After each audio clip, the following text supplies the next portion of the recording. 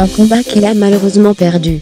Pour la toute première fois depuis la mort de son fils Ludovic Chancel survenu le 7 juillet dernier à Paris, Sheila s'exprime en interview.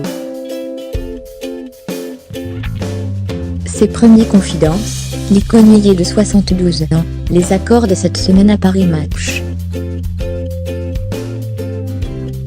Réfutant la thèse du suicide avancée au moment de la disparition de son fils unique décédé à l'âge de 42 ans, Sheila évoque son addiction à la cocaïne qu'elle ne connaissait que trop bien, puisqu'il en consommait depuis 15 ans.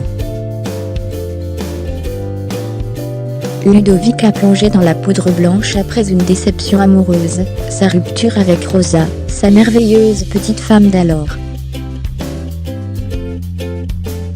Espérant pouvoir le soigner, la chanteuse tente tout pour le faire décrocher. Cure de désintoxication sur cure de désintoxication, qu'elle prend à sa charge, mais il ne va presque jamais au bout, vivre coupé pour qu'il ne puisse plus s'approvisionner. Oui, je ne lui donnais plus d'argent, parce que je savais très bien où il finirait.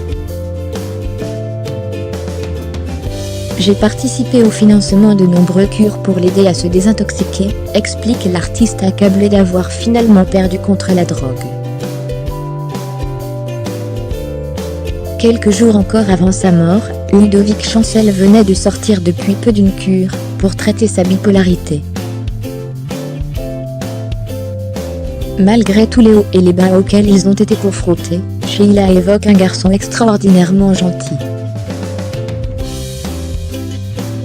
Excessivement gentil mais tapute sa dérive à sa naïveté et à son amour de la fête qui l'ont conduit à faire de mauvaises rencontres, dont elle n'a jamais réussi à le couper.